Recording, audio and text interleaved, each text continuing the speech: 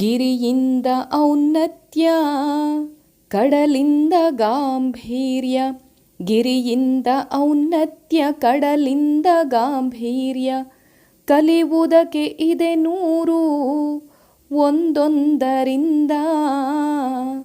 ಸೌಜನ್ಯ ಸರಳತೆಯೇ ಕಲಿತ ಮನಸ್ಸಿನ ರೂಪ, ಸೌಜನ್ಯ ಸರಳತೆಯೇ ಕಲಿತ ಮನಸ್ಸಿನ ರೂಪ. ಕಲಿಕೆ ಹಸಿರಿನ ಲಹರಿ ಮುದ್ದು ರಾಮ, ಕಲಿಕೆ ಹಸಿರಿನ ಲಹರಿ ಮುದ್ದು ರಾಮ.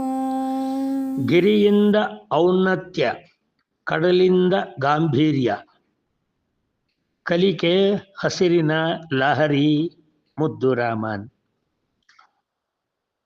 ಒಂದು ಬೆಟ್ಟವನ್ನು ನೋಡಿದರೆ, ಒಂದು ಶುಭ್ರವಾಗಿರ್ತಕ್ಕಂತಹ ಹಿಮಾಲಯದ ಆ ಗಿರಿತಪ್ಪಲಿನಲ್ಲಿ ಸುಳಿದಾಡಿದರೆ, ಸಮುದ್ರದ ಮುಂದೆ ನಿಂತರೆ, ಆಗ ನೋಡಿ ಮನುಷ್ಯನ ಆಲೋಚನೆಗಳು ಅಲೆ ಅಲೆಯಾಗಿ ವಿಸ್ತಾರಗೊಳ್ಳುತ್ತಾ ಧೀಶಕ್ತಿಯಿಂದ ನಿಲ್ಲುವ ಒಂದು ಬದುಕನ್ನು ಗಟ್ಟಿಯಾಗಿ ನಮಗೆ ಕಟ್ಟಿಕೊಡುತ್ತೆ.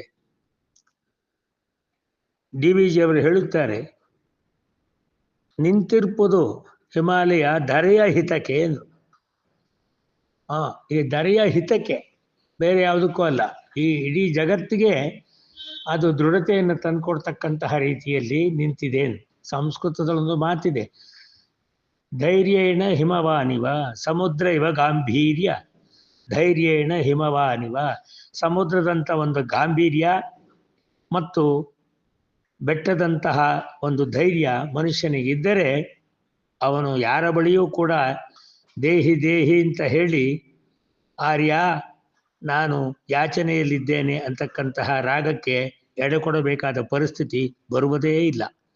ಆದ್ದರಿಂದ ಈ ಹಸಿರಿನ ನಡುವೆ ಈ ಒಂದು ನಮ್ಮ ಮನಸ್ಸಿನ ಲಹರಿಗಳು ಉಸಿರಾಗಿಸಿಕೊಳ್ಳಬೇಕಾದರೆ ಅದಕ್ಕೆ ಕೆಸರೆರಿಸಿಕೊಳ್ಳದಲೇ ಹಸಿರುತನದಿಂದಲೇ ನಾವು ಹಸಿ ಹಸಿ ಮನಸ್ಸಿನಿಂದ ಊಟ ಮಾಡಿ ಹೊಟ್ಟೆ ತುಂಬಿಸಿಕೊಳ್ಳುವ ಹಾಗೆ ಜ್ಞಾನ ತುಂಬಿಸಿಕೊಳ್ಳುವುದರ ಕಡೆಗೆ ನಮ್ಮ ಮುಖ ತಿರುಗಿಸಿದರೆ ಆಗ ಬದುಕು ಹಸಿರ ಹುಲ್ಲಿನ ಮೇಲಿನ ಆ ಬಣ್ಣದಂತೆ ನಮ್ಮ ಅಂತರಂಗದ ಒಳಗೂ ಕೂಡ ಮಕಮಲ್ಲೋ ಮಕಮಲ್ಲು.